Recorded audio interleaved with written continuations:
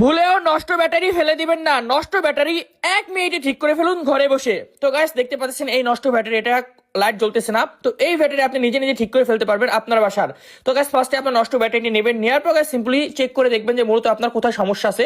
তো সিম্পল আমি একটা মিটারের সাহায্যে চেক করলাম। এরপর আমরা ব্যাটারিগুলো সুন্দর মতো সবগুলো নাট খুলে নিব। নেওয়ার পর গাইস সিম্পলি এক এক করে চেক করে দেখবো মূলত কোনটায় কোনটায় প্রবলেম আছে। তো তার আগে বলদি আপনারা কে কোথা থেকে ভিডিওটা দেখতেছেন অবশ্যই কমেন্ট করে জানাবেন। আমি নেক্সট ভিডিওতে আপনাদের নাম বলে দেবো। এরপর সিম্পল এই ব্যাটারির ভিতরে কিছু পানি থাকে, তো এই লিকুইডগুলো আমরা সুন্দর মতো তার আগে পরিষ্কার করে নিব।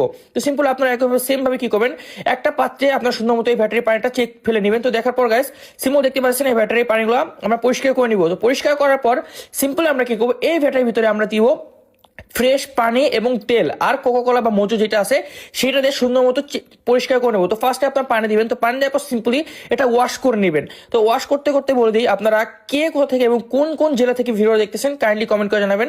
আমি নেক্সট ভিডিওতে আপনাদের সবার নাম বলে দিব। তারপর সিম্পলি ভ্যাটাটা সুন্দর মতো এখানে কতক্ষণ রেখে দিয়ে নাড়াচাড়া করে সুন্দর মতো পরিষ্কার করে দিবেন। তারপর সিম্পলি দিতে হবে আপনার কোকাকোলা মোজো বা এই কোমল জাতীয় পানি যেগুলো আছে সেগুলো দিবেন। তো সেগুলো সিম্পল আমরা কি করবো, এখানে সিম্পল আমরা কোকাকোলা ইউজ করতেছি বা মোজো, আপনার এখানে চাইলে যে কোনো টাইপের এরকম কোমল পানি ইউজ করতে পারেন যেগুলো ঝাঁজ আছে। তো এখানে আমি কোমল পানিও সুন্দর মতো এটার ভিতর দিয়ে প্রতিটা ফুটার ভিতর দিয়ে দিব। এটা দিলে কি হবে, আপনার ভিতরে যদি কোনো প্রকার ময়লা বা জং থেকে থাকে দেখবেন কত ইজিলি এটা রিমুভ হয়ে যাচ্ছে শুধুমাত্র এই ঝাঁজের কারণে বা এই অক্সিজেন নাইট্রোজেন কারণে। তো সিম্পল আমরা সুন্দর মতো ব্যাটারির সাথে এটা দিয়ে জাস্ট আমরা কি করবো, এই পাত্রের ভিতরে সুন্দর মতো নাড়াচাড়া করে দিয়ে একইভাবে এটা পরিষ্কার করে নেব।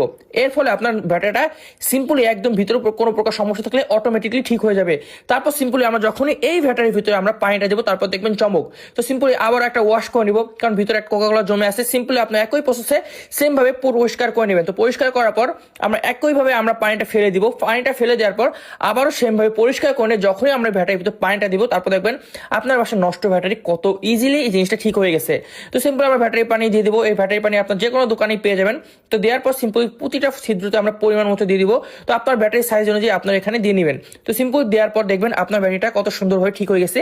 এটি আপনি পুনরায় নিজে নিজে ঠিক করে ফেলতে পারবেন এইভাবে ঘরে বসে।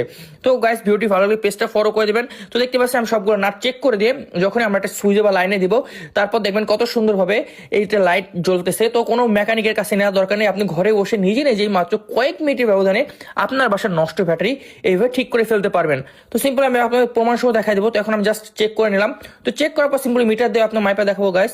তো দেখতে পাচ্ছেন মেপারটা মাপার সাথে সাথে কত সুন্দর মতো এই মিটারটা কাজ করতেছে বা ব্যাটারিটা ভালো দেখাচ্ছে। তো এখানে পয়েন্ট দেখাচ্ছে 0 0। তো এটা 0 0 থাকলে আপনার ব্যাটারিটা ঠিক আছে। তো এরপর এখন আপনাদের লাইট একটা জ্বলিয়ে দেখাবো। সিম্পলি আগে লাইটটা জ্বলতেছিল না, এখন আমি যখন এটা লাইটে দেবো তারপর দেখবেন কত সুন্দর লাইটটা জ্বলতেছে। তো গাইস এইভাবে আপনি ঘরে বসে আপনার বাসার নষ্ট ব্যাটারি ঠিক করে ফেলতে পারবেন। ভিডিওটি ভালো লাগলে পেজটা ফলো করে দেবেন, আর এরকম ভিডিও বেশি পেতে অবশ্যই ভিডিও